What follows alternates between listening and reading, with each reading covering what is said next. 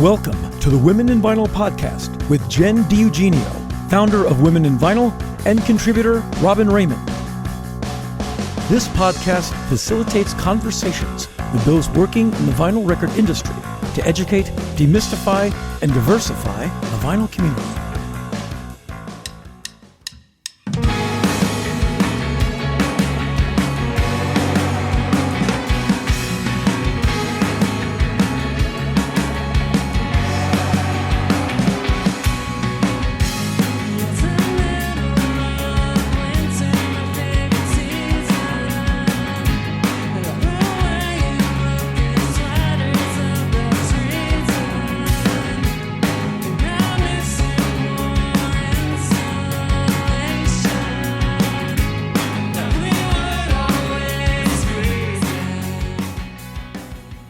Thanks for tuning in to the Women in Vinyl podcast.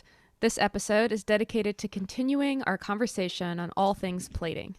Our guest today is Elsie Chadwick from StamperDiscs in Sheffield, UK. And she's our first international guest. Yay! We're excited to meet you. Thanks for being here. Yeah, thanks for having me. It's very exciting. Breaking barriers. I love it. Thanks so much, Elsie. That's awesome. Thanks for making time on it's Saturday there too, right? Yeah, it is. Yeah. 5 o'clock here. Oh, lovely. Did you have a good day? Yeah, it's been fine. I've not done much. I've just been, getting ready for this, really. That's okay. Just lots of push-ups, right? Yeah, definitely. Perfect. That's what I do too. Yeah. So why don't you talk to us a little bit about StamperDiscs and what you guys do? Yes, so we are StamperDiscs. We're based in Sheffield, which is in South Yorkshire in the UK. And we make the stampers that go into the presses that then press the records. So we're the only facility for the vinyl industry in the UK that offers galvanics as like a trade service. And we work mainly with new wave pressing plants, so those that don't have like in-house galvanics, and they outsource their stampers, but also like record labels and sometimes vinyl brokers as well. There's 6 of us on the team. 1 works remotely, and then there's 5 of us that go into the factory every day. I've been there 6 months, so since February. Very exciting time to join. And there was only 3 of us in the factory when I started, but now there's 5 of us, so we've grown by 2, and I think they started in May, so yeah, we're growing. But yeah, that's what we do at StamperDiscs. That's great. How did you find your way there? So kind of by chance. Being kind of the only galvanics facility in the UK, being in Sheffield, and I was also in Sheffield, so that's just a coincidence. I saw the job advert, so it's for the sort of customer service position. So my background's mainly in like hospitality, but it's not something that I kind of wanted to do long term.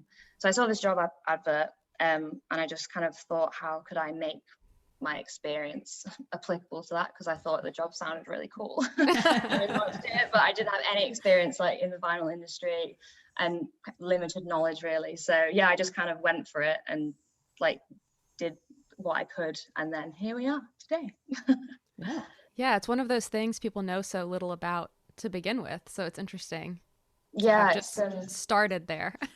Yeah, it's so strange, especially when I was sort of preparing for the interviews and stuff. It's like this whole new world that you just find online, and you're just like, wow, I didn't even know this was going on. And then, you try and just learn everything. But yeah, there's so much to sort of get your head around. But yeah, that's sort of how I got into it. So it was sort of by chance, but also because it looked very interesting. So I just went for it, really. You're preparing for like a real interview, and then you walked in, you saw Martin in like a terror t-shirt, and you're like, hang on, wait a minute. Like, actually, this is different. Yeah, this big factory with these big baths full of bubbling liquid. I was like, what is this place? This is where we hide the bodies. Yeah. Yeah, Martin definitely. is lovely. He's like one of my favorite humans. So that rules that you're there. Yeah, no, it's great. It's great to work with him. He's like, he knows so much about like everything. Like if I just have a question, I'm like, what does this mean? And who is this? And why does this do this? And he's just like, here's the answer. And then he like shows me all these resources and I'm like, oh, that was helpful.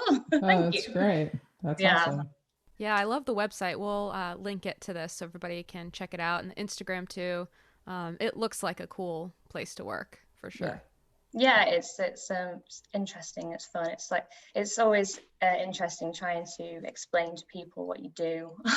It's sort of like, I work in the vinyl industry, but not like the pressing bit and not the selling bit. It's like bits in the middle. Yeah, halfway between. Like, well, like there's chemistry involved. I'm like, yeah, there's chemistry involved. It's kind of like Breaking Bad, just a little bit more legit. That's all. Yeah, a bit more legal. So tell us about what a day in the life of Elsie at StamperDiscs is. So I work like standard 9 to 5, Monday to Friday. So I'll turn up for work and check the emails and sort of work through those to see if there's anything. If like a customer's got an emergency that we'll be able to sort of resolve during the day, it's good to kind of get started on anything like that. Depending on the day, I might walk in and there might be a mountain of lacquer boxes waiting that have arrived just before I've got there. Or sometimes I actually bump into the UPS man when I'm arriving at work and he's like, here you go. I just walk in with all these lacquer boxes. Like, just throwing them at you because they're not fragile at all. So oh, no. Here you go. Oh, did you order some more pizza? It says fragile or anything. But hey, lady, your 16 pizzas are here. Here you go. Yeah, one of the delivery guys does make a joke about pizzas every time he brings one. Like, here's your pizza. I'm like, ha ha ha, for the third day in a row. You should like go back to him and be like, yeah, I didn't order this. This is wrong. Can you send this back? I don't actually like anchovies. So. But so depending on that, I will start sort of booking in the lacquers. So how it works, they usually arrive and they'll have their catalogue number on the box, and sometimes that's it. Or sometimes cutting houses give us a lot more detail. It just kind of depends. And then sometimes we know about them and we've got them like in our system ready to go. But then sometimes we sort of have to email and say, are these ones for you? Like, we don't know who they're for. Oh, good. Surprise lacquers. Those are the best kind. They're great. They're just, we have a pile and we're like, these are lacquers that have not been claimed yet. Oh no. Book those in, depending on what day it is, because we kind of do alternate days where one day's like lacquer work and the next is metal work. Mm-hmm. So if it's going to be a lacquer work day the next day, then we sort of finalize the production schedule, because obviously being on like the customer service side of it, I sort of take notes of what people are kind of after and what's urgent and whatnot. So I just make sure that that's included if it can be. But and then more in the afternoon is to do with sort of getting stuff shipped out to customers. So the stampers will come through the forming room, they get formed, and then they come into the office, and then I'll give them a final check, make sure that the catalogue number matches the one on the sleeve, and if the A is in the A and not the B, don't want anything like that happening. And just checking for any sort of defects, and noting down the like weights and measurements onto our system, and then getting them packed up and then sent off. So you've gotten really good at reading upside down and backwards. Oh yeah, definitely. Yeah. When I first started, I was like, is that a number? Is it a letter? But now I'm just like, no, I know that's a 4. I just know it is. I don't know how I know, but I just know. So it's sometimes a challenge, but you can usually figure it out through like a process of elimination sometimes. But we get there in the end. But it's fun. Are you working mostly in catalog numbers, or do you get to see what the projects are? We work mainly with catalog numbers. So I'll generate a work ticket per lacquer or DMM or whatever, and as soon as that goes into processing, that's sort of the only thing we have to identify it. But then on our system, we might have been given more information in an email or something. So you do sometimes know like which artist it's for or record label. But then sometimes it is just catalog number and you have no idea. You're just like, this is this, and I don't know who it is, but yeah. Yeah, you see something like 6 months later and you're like, oh, we did those. Yeah, like, oh, right, that was that. So what do you think are some common misconceptions? I mean, so few people probably know what you actually do. But from the label side or people that you work with on the customer service side, what do you think are things that they maybe don't understand? People kind of getting their heads around 1, 2, 3 steps and sort of what it means to have a mother and whatnot. But I mean, most people do kind of get it in the end. But sometimes that's a thing that people get a bit, they don't quite understand, or they think they need to get a recut. And I'm trying to explain, no, you had it 2 steps, so we've got a mother. And they're like, what? Recut the mother? I'm like, no, like we can just grow another one, it's fine. So yeah, because it does get, like, I remember when I started, like, trying to get your head around the steps was a bit confusing, especially because it's not as linear as you think, like with 2-step, because you go back a step technically. So, but I was like, what, am I going backwards? Like what? And then, so yeah, I think people think with 2-step that somehow the mother appears first without that stamper, but you have to be like, no, the mother actually comes afterwards, but then we just have that as like a level of insurance. Right. So yeah, just kind of explaining that kind of stuff to people. But yeah, most people sort of know, they know what they want, so they'll just kind of describe it to you, and then you'll probably suggest how many steps or whatever, and yeah, sort of advise what kind of the best route to go down would be. Yeah, that was always kind of my question, is like, there are all these different processes to get to the end result, but who advises when one step is best, 2 steps is best, or 3 steps is best? Because I mean, coming from the mastering side, like we're just like, bye. Yeah. And that's kind of it. Like, you know, I had a mastering engineer call me a couple of weeks ago, and he was like, oh, we've got this like weird sound on these test pressings. Like, what do you think it's from? Can you, and it wasn't even one of our records, but they were just like, I trust you. Can you speak to this process? And I was like, oh, geez. I mean, ultimately, I was like, you probably have to go back and listen to the mother and see if it was like a cutting error or a plating error. But, you know, I was like, that's kind of like where my knowledge ends. And, Yeah. But I know mean, on our side, like I advise with people I work with if it's needed. But like a lot of quantity wise? Mm-hmm. Uh-huh. Okay. But like labels, most of the labels I work with already know, but right. Bands and like artists that are self-releasing or things like that sometimes don't. Yeah. I mean, yeah, I think it's kind of up to the individual and how they kind of work and sort of what like expertise they have on their side as well. Yeah. So some people know exactly what they want, and that's absolutely fine. But then some might say, oh, we're pressing this many. What do you think? Yeah. And then we'll sort of go from there. So yeah, it's just a mixture of people already having an idea, and then, or if someone sort of has put an order through and it's 2-step, but it seems like they want quite a lot of stampers, you might sort of push them towards 3-step, just because you don't want to, if anything goes wrong, you don't want to have to do the whole recut thing. So yeah, it's up to the individual, but yeah. So for the bands and the independent artists and labels that are listening to this, can you expand on that a little bit and be like, this would be kind of my suggestion for 2-step versus 3-step when it comes to quantity? Yeah, so we always say, kind of like as a rule of thumb, a pair of stampers will press 1,000 records. We did have a customer that got 5,000 out of one pair of stampers. So, I mean, it does vary. I want to hear that record. I want to know what that sounds like. I have questions. I want to know if that's mono or stereo. I want to hear all of it.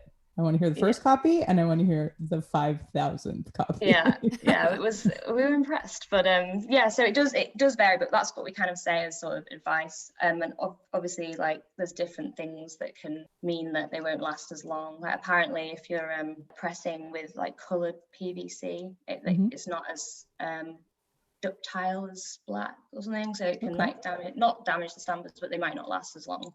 So things like that. But I always think, especially if you're sort of maybe a new plant and you're setting up, do everything with either 2-step or 3-step. Make sure you've just got that backup mother, because you kind of need to know how it's gonna like fit into your press and all of that, and just you don't want to go like down the recut route if you can avoid it. Right. But for plants, that are doing kind of really short runs and they're really confident with sort of their presses and how they work, we do get quite a lot of 1-step orders, and they're absolutely fine to do so. But yeah, I think if you just want that peace of mind and that layer of kind of insurance, then 2-step will get you, if you say that a pair is 1,000, that's going to get you 10,000, and then 3 steps 100,000. Right. So yeah, do you typically advise for 180 less, like, because we usually say for 180 every 500? Yeah, so I only really heard this for the first time when I was listening to your podcast the other day. So that's one? That's actually news to me, so I don't know. I can find out and let everyone know, but that I hadn't even thought of that, to be honest, and it's not something that I've come across yet. So yeah, but it's definitely, that's what sort of, you brought that up, so it must obviously be a thing, but so not Jen, something I've come across yet. Jen, just to expand on that, are you saying like you guys change stampers after 500 copies?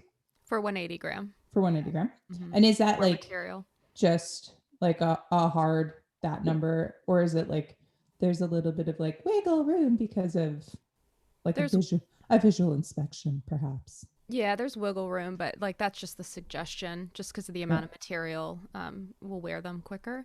Right, yeah. So, yeah. It's interesting how melted plastic can stick to metal and like wear the grooves out a little bit faster, right? Mm-hmm. Colored plastic versus black. Another vote in the old colored versus black vinyl debate that never ends. Elsie, so we've got to 2-step, and 3-step does around 100,000. So that's cool. Is there, and like this might be a dumb question, I'm not really sure, but is there any kind of difference in the way that you guys are going to plate for 140-ish or 180-ish gram record? No. Every sort of stamper is the same. Yeah, because sometimes when we get sort of orders sent through, people include loads of detail, and like they'll include if it's 33 or 45, but none of that actually like doesn't actually matter. It's going to be the same stamper at the end. So that kind of stuff isn't that relevant, to be honest. That's good.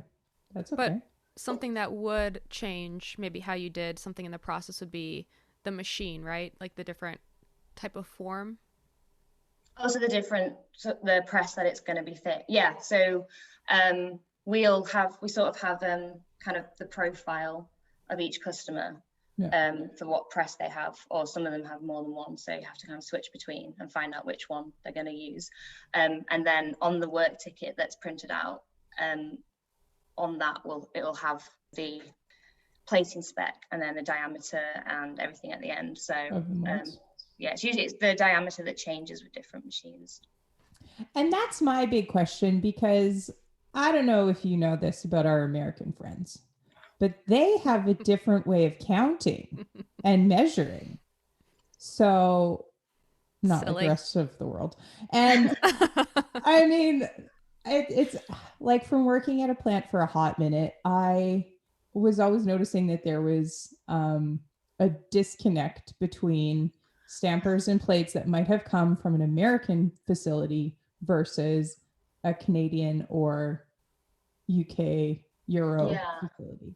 And I was wondering, I wonder if it's like a metric versus imperial kind of measurement on the molds, because it could be just like, and Jen, there's these things called millimeters that are teeny tiny pieces of measurement that, I mean, are just, infinitesimal. But when you're trying to get one piece of metal sucked onto another piece of metal to like beat repeatedly, I feel like millimeters would potentially be a cascading effective problem. You know what I mean? Like if there's just like a subtle misfit. Totally. You know? Yeah. Have you guys had any feedback with like metric versus imperial? No, not that I can think of or know of, because we sort of just, know the machines that they've got, and then, just form for those machines, and then that's it, really. Maybe just StamperDiscs is just doing it so much better than everybody else. we just know what we're doing. There's just no problems there. They're like, whatever. Yeah, I mean, we've received metal that didn't fit as it should have. It was either too big or too small. So I mean, I've seen horrific things to try and get stampers into a machine, and I was like, what? I thought those were supposed to be flat, though. That looks kind of like it kind of looked like a cake pan a little bit, but like a bundt cake pan, because it had like a vicious warp in the middle, and it was wow. Mary Berry would not have been pleased. No. I love her. Yes. Great British Bake Off. See, we're not that uncultured over here in the colonies. We do okay. But Noel, he's my soul brother. Oh, there we go. Yeah, he's great. So going back to machines. So Jen, what do you guys have at Furnace? We are using Phoenix Alphas now. Okay. And then I can't remember what they had at the old Precision. Yeah, we have a couple warm tones, Phoenix Alphas, and then 2 semi-autos. Yeah, I feel like Phoenix Alphas and warm tones are what we kind of come across the most, I think. Yeah, that makes sense. But yeah, that's what I kind of pick up from like generating the orders and stuff. Yeah. But yeah, I don't, because I've only been there 6 months, so like I don't actually know some like how the stampers fit into machines and things like this. So I'm excited to see one day how the stampers actually work once they've left StamperDiscs. You need to get Martin to take you on a field trip. I know, I think it's definitely in the works, but I started during, I think it was like the 2nd or 3rd lockdown we had in the UK. Well, I've lost track of how many we had. But so we couldn't really do anything like that. But I think now things have started to open back up. It's definitely something that's on the cards, because that's great. Yeah, it'd be good to see sort of, because I feel like when you're doing like the stampers, you're the middle person between like the cutting and the pressing. So it'd be good to see either sides of it. Both sides, absolutely. I mean, the more, I mean, that's like a global thing, but the more integration that we have between departments and worlds, I mean, everybody has a better understanding of the process. Then I feel like everybody wins. I know. Go ahead, Jen. I was going to say, I know I've seen through the pandemic and everything with lockdowns, turn time has been extended. Has that happened to you? And if it has, what I guess would be a typical turn time versus how things are running now? So I think I didn't work there in the first lockdown that we had, but I think that things were sort of held back by like shipping delays, and obviously different parts of the world had different rules. So some places had just completely shut down and stuff like that. But I think in terms of actually turning stuff around in the factory, that was all kind of still on track as far as I know.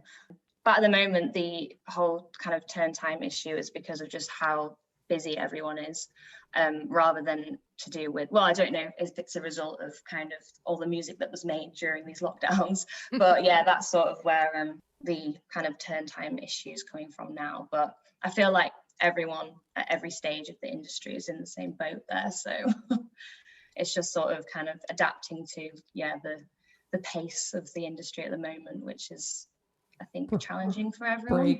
Neck. We're doing it. How long does it take to actually make a stamper, though? Like, if you were to sit there with a stopwatch and you're like, all right, lacquer received, go. Okay, so I don't actually work in production, so it's going to be a bit of a That's iffy, okay.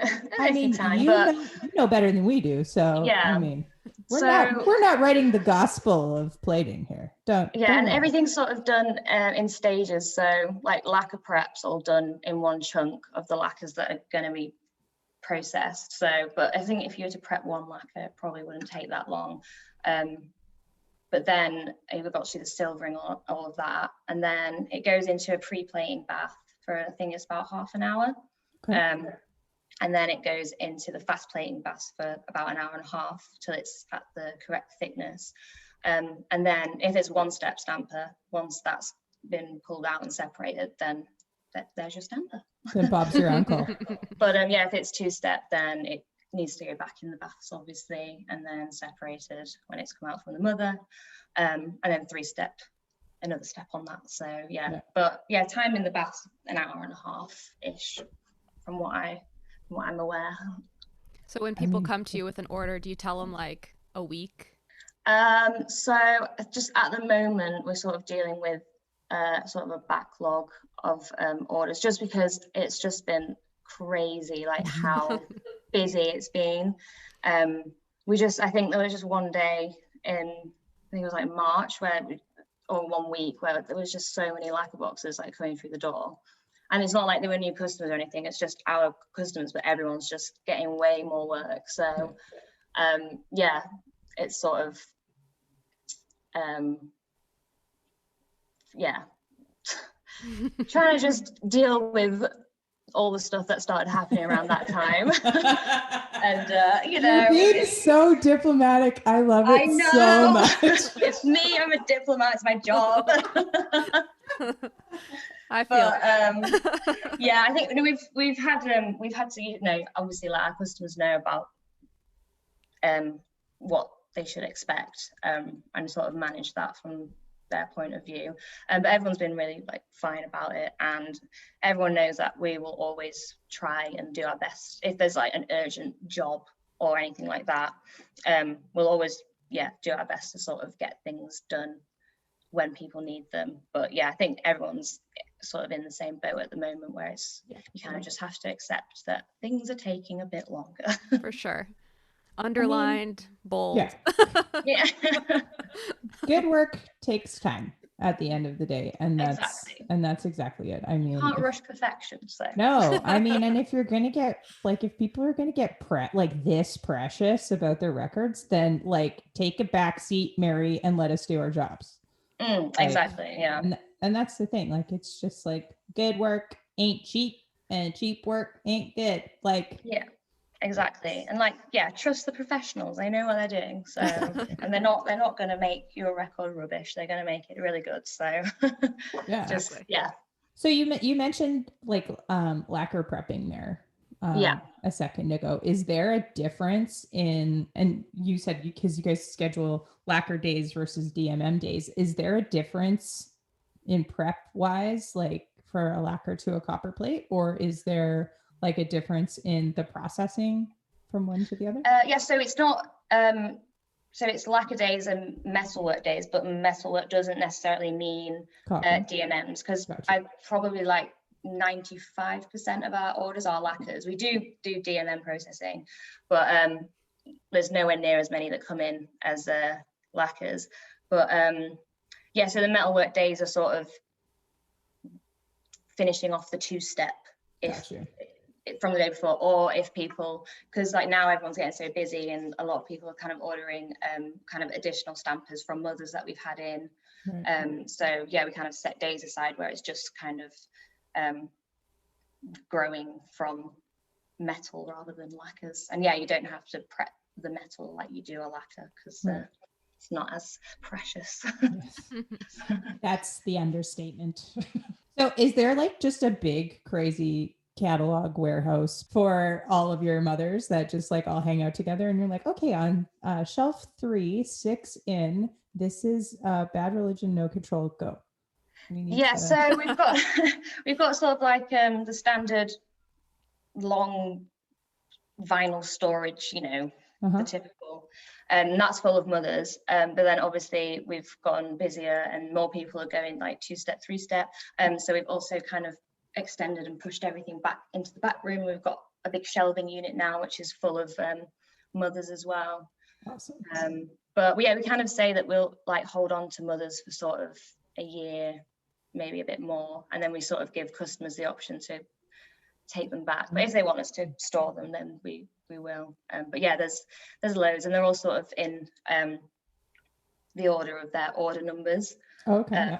So you have to make sure that you put them back in the right place because it's such a nightmare when you can't find one because there's so many and then all the numbers blend into one and you're just like, I don't know what I'm looking for anymore. And it's not like they're different colors or different sizes. Like it's like car tires almost. Yeah, like, it's all right. Oh my God. We've had some fun times looking for mothers. Yeah, like when people use the UPC number as like the catalog number, or it's all like major labels, it's like just a string of numbers. The whole alphabet backwards and upside down. Yeah. Great. Yeah, and like it's the same number apart from like one tiny number in the middle. Right. And you're like, oh, okay, sorry, you're talking about that one, not this one. Okay, got you. Yeah. Get your spectacles out. I hope it's well lit. Yeah. All right. So to continue our mother conversation, are you listening to mothers? So I can do if I ask and I see something that I would, like to do an extra special QC of. But no, they actually do get, so each mother does get QC'd anyway, but they sort of do, so they listen to the lead in and the run out and just for like pops and clicks and anything that jumps out. So each one, is kind of QC'd in that way as well. Do you guys digitize that? No, not for each one, but if a customer asks us to, then we can. That's not something I really get involved in, but I know that we can send recordings of mothers over to customers. Trust me, you don't want to get into that. No. It is nice though to have them. Oh yeah. Like on our side, sure, but as an advocate for Elsie right now, I'm like, please don't do it. Stay far away from QC stuff. It's just a nightmare. Well, yeah, and can you explain sort of what that sounds like in comparison? Because a lot of people have probably never heard a mother before. Oh, so what? So it sounds like on the turntable? Yeah. Oh, it's kind of, well, to me, it should just sound like the record. You can just play it. And it's it looks weird because it's a bit of metal going around on the turntable, but it's making nice music. But then you listen out for things, like pops and clicks and sort of any defects, as I'm sure that they do later on in like when it's a TP and everything. So you can just play them on a turntable and it will just go around like a record. What kind of turntable do you guys have for that? I know that they used to have an Audio Technica one, but I think it conked out. So now I think they've got R.I.P. what is it? Lenco Gold Rings, that's it. So 2 big ones of those, because I think they're a bit more substantial to kind of play mothers on every day, because obviously it's not just a normal record, it's a bit of metal. So and I think they got them modified to sort of play, because mothers are 14-inch, so kind of got them modified to play mothers, but that's what they've got at the moment. So they're pretty cool. They look like old and new at the same time. So you have like a person at StamperDiscs that's like QC is their job? So it's kind of everyone's job at some point. The production team kind of do the QCing of the metal work and the mothers, and then I give it like a once over before it ships out, but it goes through so many people throughout the process that it's sort of like anything really obvious will get caught early on. What kind of go ahead, sorry. No, I was just babbling. I was just going to say, what kind of stuff are the major things that you're going to look for that are going to be like, nope, send it back, do it again? So not that happens at StamperDiscs ever. By the time it gets to me, it should just be perfect anyway. So I rarely am sending things back. But I look out for just kind of visual defects that you can see, because of these things that are called cores that can appear. What's that? They're like little dots, and Oh. I know that they can happen from different things. Sometimes it can be from the cutting stage, but you can't see that until the stamp is made. But there are also things that, if they're not too like big or deep or whatever, they can the back sander can sort that out. Okay. But yeah, anything like that, and yeah, for my part of it, it's just anything that's like visual. But obviously, you don't know, like, if when you put a stamper in a machine, it's going to break straight away. So they kind of make sure that, so there's daily checks on the baths, and like the pH levels of the baths like is quite constantly monitored, because stuff like that will prevent like any sort of dramatic things happening with the metal and the chemistry. See, that's not something I even considered. Like, stampers and plating is such a, like, everybody says that mastering is the black arts, and I'm like, no, we don't actually do any alchemy. Like, yeah, it's let's leave that to the wizards, the actual wizards. But I mean, do those like baths need to be changed a lot? Like, is that something that is just kind of a set it and forget it, or like? No, yeah, they're definitely, I mean, I don't know too much, but they're definitely sort of, it's really important to kind of, yeah, monitor different things about them. And yeah, I think they kind of change the solution in it quite often, but I don't know how often. But every so often I'm in the office and I just hear these big crashes of nickel pieces being poured into buckets. So I'm like, oh, I think they're doing something with the bath now. Quick, everybody, put on your hazmat suit and run out your door. I mean, that would be like an interesting thing to be like, all right, everyone, we're going to like, you know, like, I don't know if you guys were like had fish tanks when you were kids, but like, do you remember there was like, okay, everybody, we're going to clean the fish tank. And like, everybody had a part to play, and they're just like, all right, you got to put the fish in something. Yeah. It has to be in like part fresh water, part old water. Oh, yeah.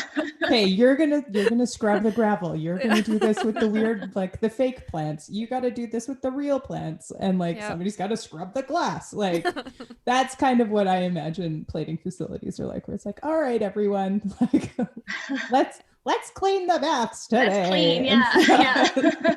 Yeah, luckily that's something I sort of get away with not involving myself in. I feel like that's... and hide away in the office.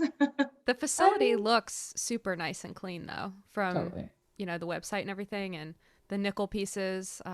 You have some good pictures up of those too for people to check out. Yeah, if you want to see sort of what I'm on about, there's lots of pictures on the website and on the Instagram page of the baths and the nickel, and the chemicals. Yeah, we'll link that in the show notes too, which is awesome. Yeah. So is there anything in listening to our plating episode that you want to check us on? Yeah, please. Tell me I'm an idiot right now, please. Not check you on, like, I think it was very good kind of, overview. I think, especially because I don't actually work in production, it was a good sort of level to give people that don't know anything about it, because you could get so deep into it, but there probably wouldn't be that much point if you're not actually like obsessed with chemistry or whatever, because it would just go over your head. So and does it was it was good, and it was kind of going over kind of 1 step, 2 step, 3 step, which I think is the thing that sort of most people want to understand when they're learning about like the galvanics process. I want to know, has Martin, being the twisted evil genius that he is, has he tried to plate anything that's not lacquer or copper? Like, has he tried to plate plastic or anything like that? Not that I know of, but I also wouldn't put it past him, so I can ask him for you. But well, just because like keeping in the front of our brain that, you know, we have one lacquer provider in the world. I'm always just kind of wondering what that next step looks like for all of us, because we're experiencing this crazy boom, and I'm like, okay, well, is there a way that we can plate something else? Because I cut directly into plastic, and that's that's my gig. So, but I've never, I mean, part of me wanted to get the galvanics at home in your garage kit and see if I could play mad scientist, but I was like, I mean, this might go horribly wrong. Yeah. I mean, Breaking Bad style. Not that I'm not going to make meth, but I might blow myself up. That's more what I mean.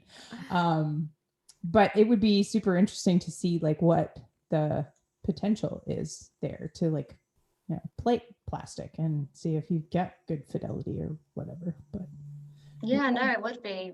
Maybe I'll just send you one and be like, here, plate this. Yeah, just see what happens. I mean, I feel like that's how all of this record business got started, like 1,200 years ago.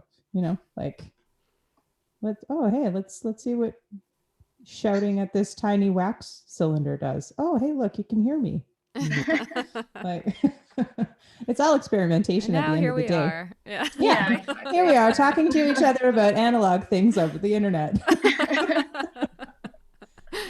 But I mean, it's about innovation, and it's about like trying to kick the ball down the field and see like how we can be more sustainable and how we can minimize our impacts and stuff. And I know that you guys are always very conscious about environmental impact and like how to make sure that you're doing things the proper way and, you know, advancing the sport as far as you can go with that, so that, you know, everybody's healthy and safe and whatever too. Because I mean, you're dealing with some pretty crazy chemicals over there. So. Yeah. Yeah, you sort of just went, I think my first week I was just like, whoa, like this is so cool. And now I'm just sort of like, oh yeah, there's a bath of nickel. It's normal. It's like what a James Bond villain just wants in his backyard, you know? It's just like, I'm going to put this, Mr. Bond, you go in here. Yeah. Oh, I do have one more question. Like, did you feel like like going in there that you're just like, oh yeah, I'm just going to apply for this job, bing, bang, boom. Like there was no like, oh no, there's dudes in here. I don't know. It was sort of like, I knew that I was going to go for it. And especially because it wasn't sort of the production side, it was the customer service side. So I knew that I could kind of make my experience and sort of skills like applicable to that part of it. Yeah.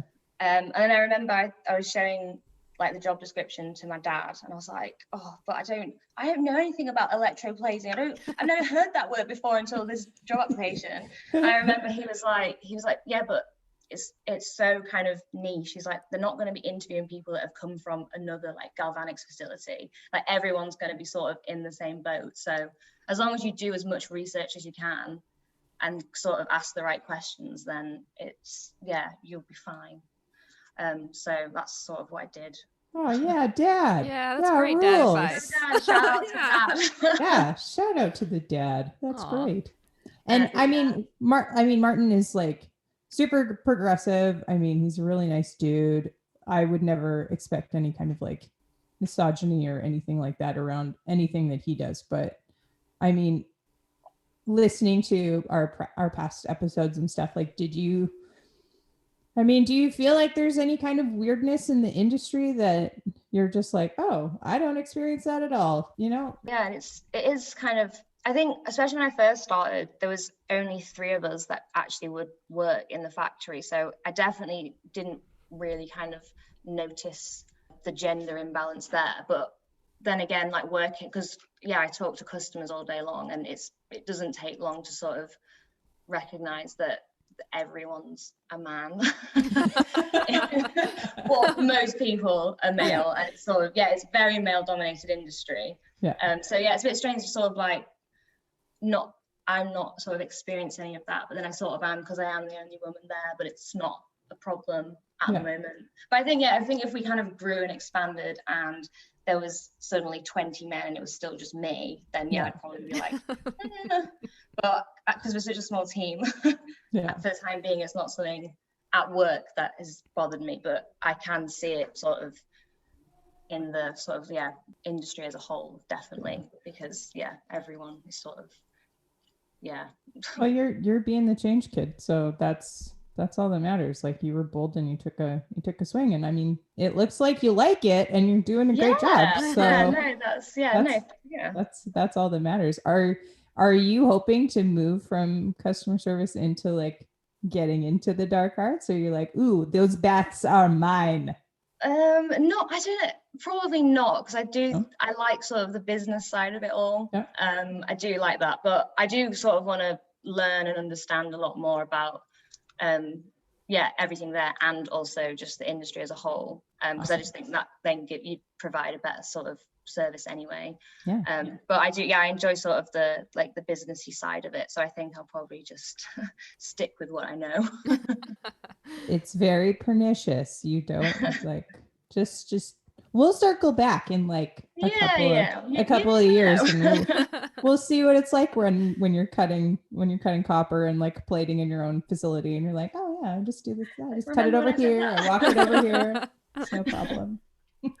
Yeah. I mean, that's the best part about this whole industry, is that once you're in, you can kind of move around. You know what I mean? Like, you can find what you like, and and it's so sort of, that's own. the thing I noticed when I started working, was sort of like everyone knows each other. And I quite like that. Yes.